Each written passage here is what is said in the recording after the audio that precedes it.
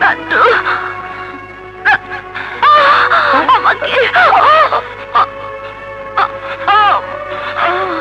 আপা আপা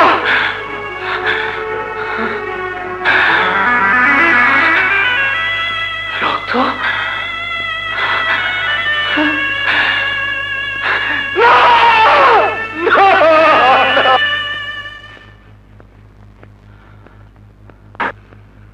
operation successful, ভয়ের কোনো কারণ নেই, কিন্তু এটা ঘটলো কি করে?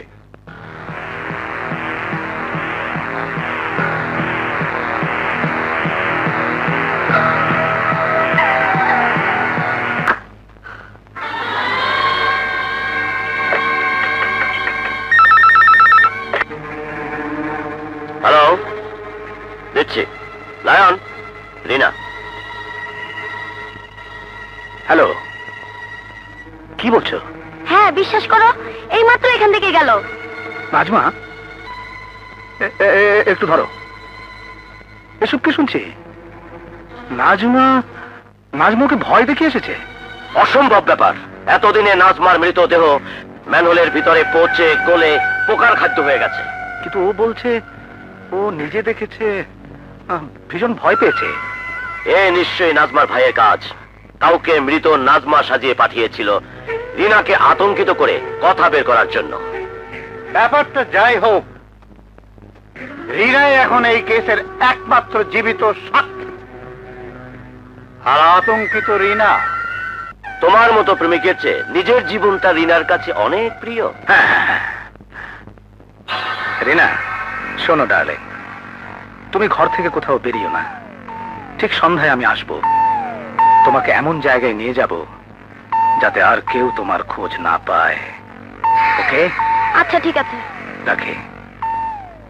নান্টু, কাজ হয়েছে, কিন্তু মৃত রিনার চেয়ে জীবিত রিনাকে বেশি প্রয়োজন। কি করতে হবে বলো? লায়নের হাত থেকে রিনাকে বাঁচাতে হবে। আপনি? হ্যাঁ, আমি তোমাকে বাঁচাতে এসেছি। মানে? লায়ন তোমাকে খুন করতে আসছে। মিথ্যে কথা, আপনি আমাকে খুন করতে চান? সত্য মিথ্যা এখনই টের পাবে।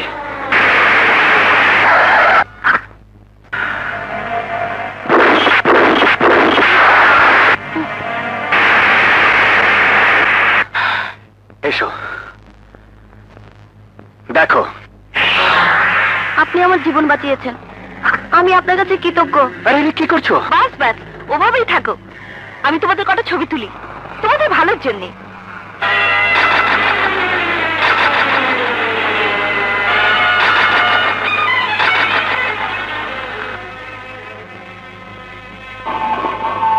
চাচা মিয়া, হাসির মঞ্চ ধুইতে যেতেছেন? বাবা, হঠাৎ করে জেলার সাহেব কইলো আজকে মুন্নার ফাঁসি।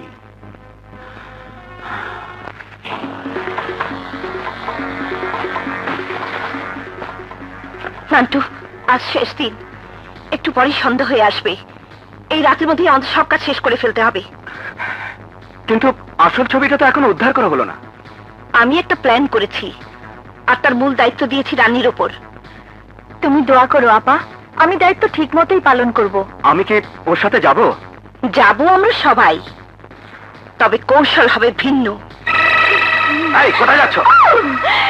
ছেড়ে দাও, ছাড়ো আমাকে। আকবর সাহেবের সাথে কথা বলবো, জরুরি কথা। স্যার।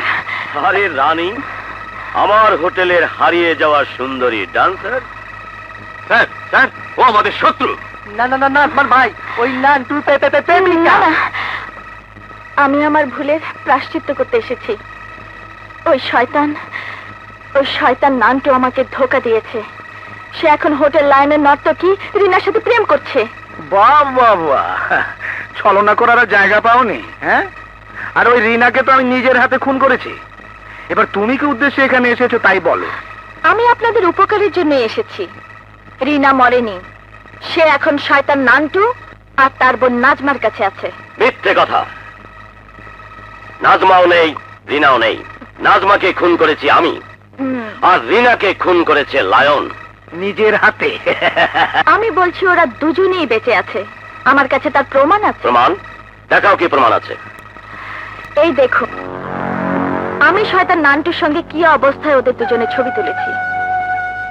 কোথায় ওরা? থামেন, আরো আছে। বলো, সত্যিকারের খুনি কে? কে ডাব্বুকে গুলি করেছিল? ডাব্বুকে গুলি করেছিল লায়ন। এ কথা কোর্টে বলনি কেন? আমি লায়নকে ভালোবাসতাম, কিন্তু তখন কি আর জানতাম যে ওই লায়নই আমাকে খুন করতে আসবে? আপনি আমাকে বাঁচিয়েছেন, এখন আমি সব সত্য প্রকাশ করে দেব।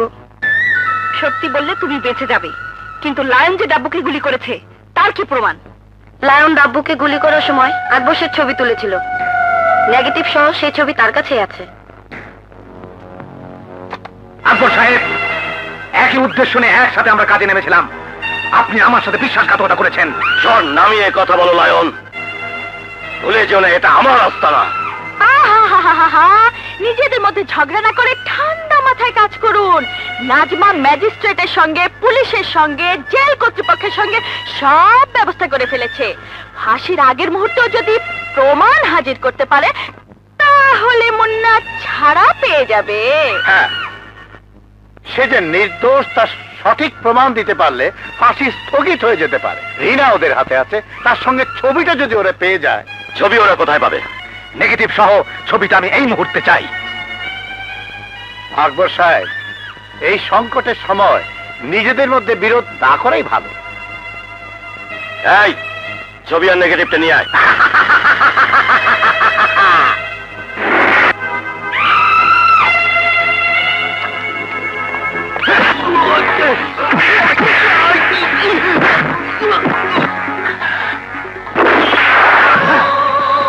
হুঁশিয়ার, আমরা আইসা বসছি, সব শুয়ে পড়ো।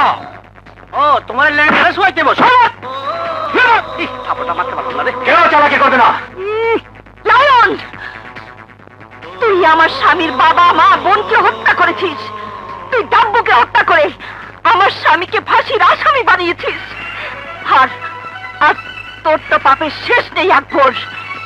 এই এই এই সেই মেয়ে যার বোনকে তোর ভাই নির্যাতন করে হত্যা করেছিল। তোর সেই লম্পট খুনি ভাইয়ের ফাঁসির বদলা নিতে তুই আমার ঘর ভেঙেছিস। তুই তুই আমার গর্ভের সন্তানকে হত্যা করেছিস। কিন্তু অন্যায় করে কেউ কোনোদিন বাঁচেনি, আর বাঁচবেও না। তোদের সাথে কোর্টেই দেখা হবে, কোর্টে।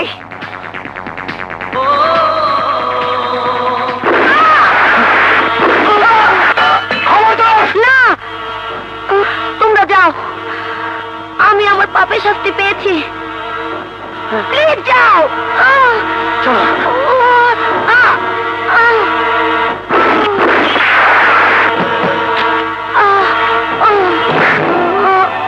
লায়ন, চারিদিক থেকে পথ বন্ধ করতে হবে। সাবধান, ওরা কোনোভাবেই যেন থানায় বা জেলখানায় পৌঁছতে না পারে।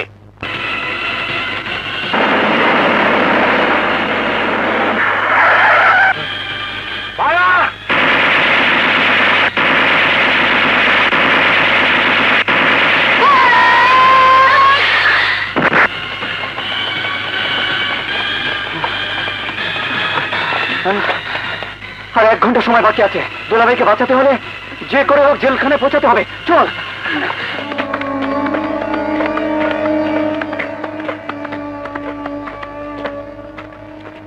সবাইকে একদিন মরতে হবে বাবাজি, চিরদিন কেউ বেঁচে থাকে না। আজ আপনার ফাঁসি, গোসল করে নিন, নামাজ পড়বেন।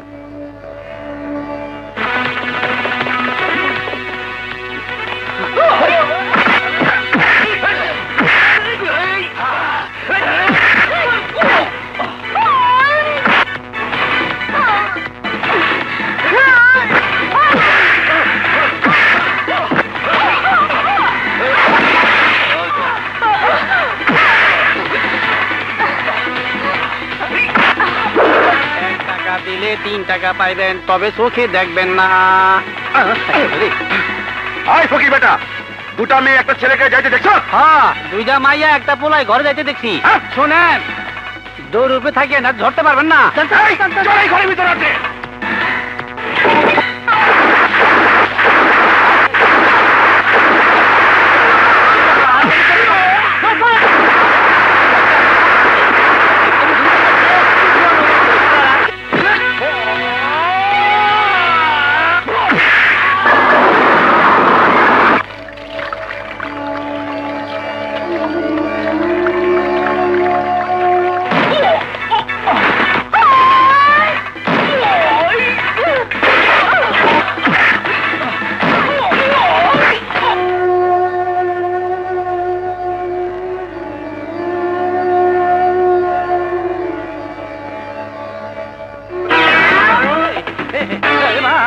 ওরে মা, এই শালারে ধর। হাত ধরতে হইব না, আমি আমার দেখা দেবো না। এই শালায় পানিতে ফেলাইছিল।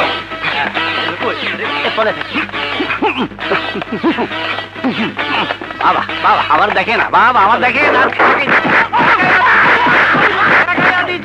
ওরে বাবা রে,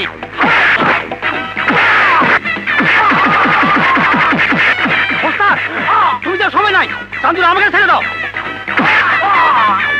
বর্তমানে ভাই গেল মোহন।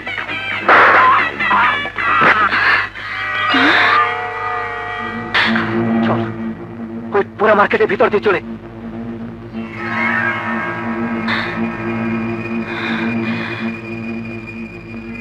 ওরা এই পুরা মার্কেটের ভিতরই আছে। Follow me.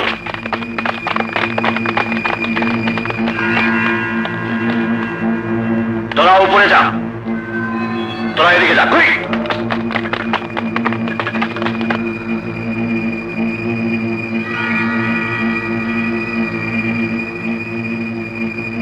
হ্যাঁ স্যার। Shit! সবাইকে অস্ত্র পানিতে ফেলে দিতে বল। সব অস্ত্র পানিতে ফেলে দে। এবার সবাইকে মাটিতে শুয়ে পড়তে বল। সবাই শুয়ে পড়। এই নে,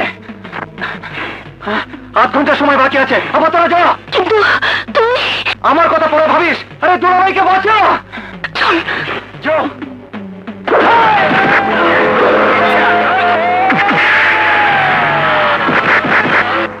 মুন্না, তোমার শেষ ইচ্ছা কি?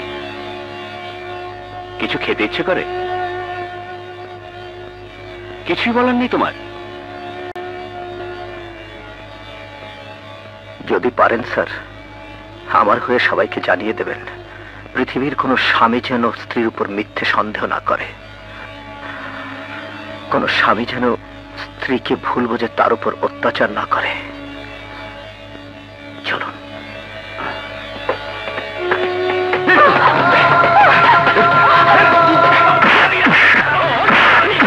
পেয়েছি তোকে, হারামজাদা, তোকে আগে শিক্ষা দিয়ে নেই।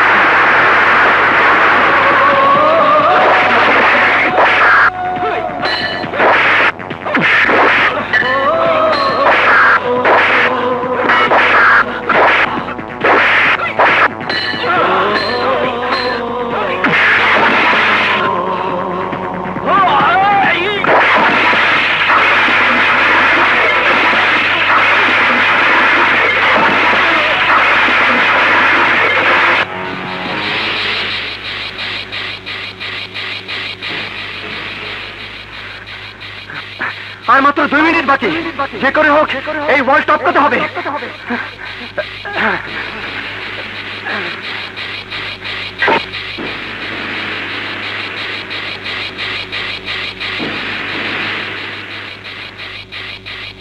এই রুমাল মাটি স্পর্শ করার সাথে সাথে ফাঁসি কার্যকর হবে।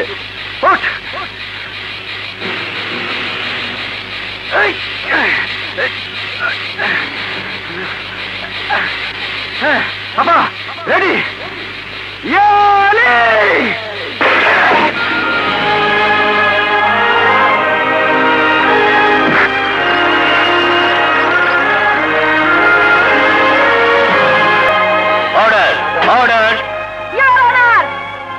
আমি সেই নারী যে এই আদালতে দাঁড়িয়ে আপনার কাছ থেকে 1 মাসের সময় ভিক্ষা নিয়েছিলাম ফাঁসির দণ্ডে দণ্ডিত আমার নিরপরাধ স্বামীর জীবন বাঁচাবার জন্য।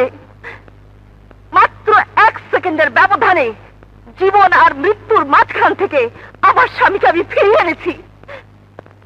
আমার এই লড়াই ছিল অন্যায়ের বিরুদ্ধে ন্যায়ের লড়াই, বেআইনি চক্রের বিরুদ্ধে আইনের লড়াই, মিথ্যের বিরুদ্ধে সত্যের লড়াই, আর সবার উপরে স্বামীর জীবন রক্ষার জন্য লড়াই। আমি প্রমাণ করতে চেয়েছি সত্য চিরদিনই দুর্জয়। আদালত আসামি মুন্নার অপরাধকে পুনর্বিবেচনা করে তাকে সম্পূর্ণ নির্দোষ বলে ঘোষণা করছে এবং তাকে বেকসুর খালাসের নির্দেশ দিচ্ছে। একই সঙ্গে এই আদালত অপরাধের পর অপরাধ সংগঠন করার দায়ে আকবর শেঠ, কুখ্যাত লায়ন এবং তার সঙ্গী সাথীদের গ্রেফতারের নির্দেশ দিচ্ছে। আইনের পবিত্র অঙ্গনকে কলঙ্কিত করবার দায়ে ব্যারিস্টার এম মুস্তফাকে আইন ব্যবসার অযোগ্য বলে বিবেচিত করছে এবং তাকেও গ্রেফতার করে বিচারের জন্য বাধ্য করার নির্দেশ